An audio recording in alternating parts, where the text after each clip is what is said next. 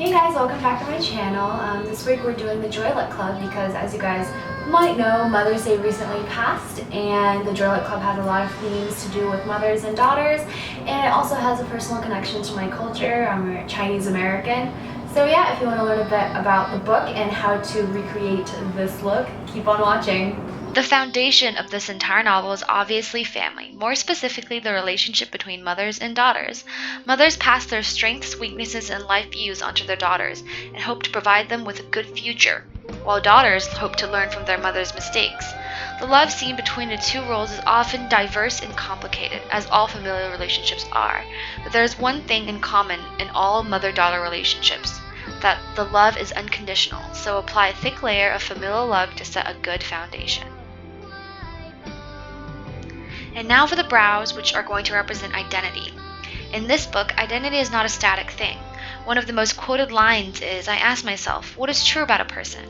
Would I change the same way the river changes color but still be the same person?" Which implies that even when people change on the outside, there are certain aspects of a person's core that remains the same. Just as a river might change color but is still the same river.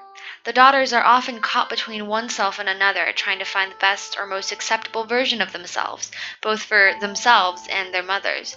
So fill in your brows with a solid sense of identity, and don't worry if they're not perfectly even, because identities are always changing. The golden eyeshadow here is going to represent dreams, hopes, and plans. 3 things that hopefully everyone has. In the novel, much of what is done for the sake of the future.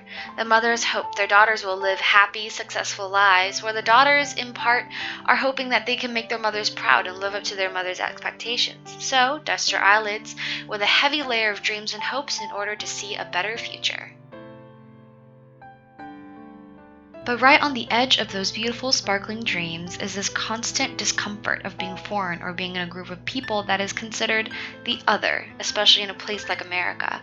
Chinese Americans are often stuck in this weird limbo of being not traditional enough for the Chinese, but not liberal enough for America.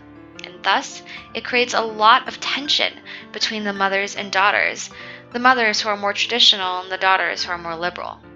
As the story progresses, though, we learn to step back and look at the even bigger issue of acceptance, and how even the more American daughters are on the receiving end of racism and social segregation. And now the red liner, which is going to represent transformation. The main characters in this novel undergo a lot of transformation in their own right, but the most important transformations that happen is the ways that daughters see their mothers, where once upon a time the daughters did not understand their mother's intentions, even saw them as enemies. As they grow older and closer to their mothers, they begin to see them in a different light and appreciate all the sacrifices their mothers have made for them to live the lives that they had. On to MASCARA, which is going to stand for Visions of America. The older women in the novel all seem to have very solid views of what America is, and in turn, what the American dream consists of. They all want their daughters to be able to live up to the American dream of making their own money, being able to succeed even if they come from poverty, and earning a place for themselves in the world.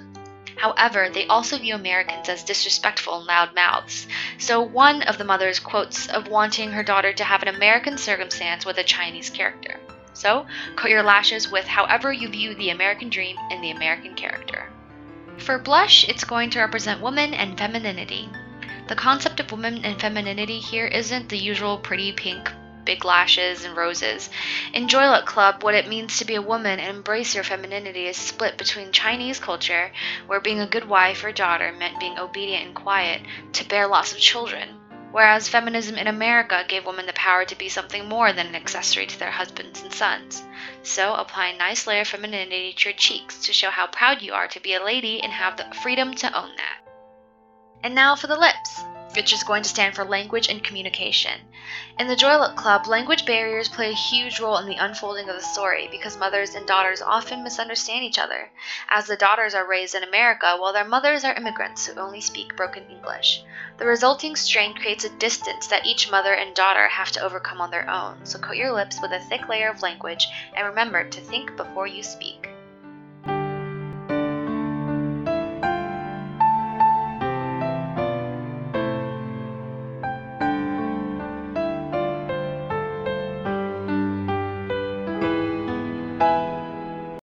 Hey, so thanks so much for making it to the end of the video. I hope you guys enjoyed. I hope you guys have called your moms and told you that you love them a lot, because you have to remember that your moms are probably the people that love you the most in this world, no matter what you do. So give them a call, remind them that you love them too, and if you guys have any suggestions as to what I should do next or what books you guys would like to see, because I think this book has been requested a couple of times by a couple of different people, so I decided to do it. So I do read your comments and like take them into consideration. I have a big list of books that people have suggested to me that I will eventually get to. So yeah, leave me a comment or just come talk to me. You can find me on Twitter, Tumblr, or Instagram, all three of which will be linked below or just on screen, because I know how to do that now. I hope you guys have had a good final season. Don't worry too much about it. Grades will only matter for like a very limited amount of your life, and then you'll be out in the world and they will seem like such a small, distant thing of the past. So yeah, thank you guys so much for watching. If you guys like the content that you see on this channel and like to see more, please hit subscribe and stick around for a bit longer. I will see you guys next week. Mwah! 母亲节快乐! Happy Mother's Day! Love you guys!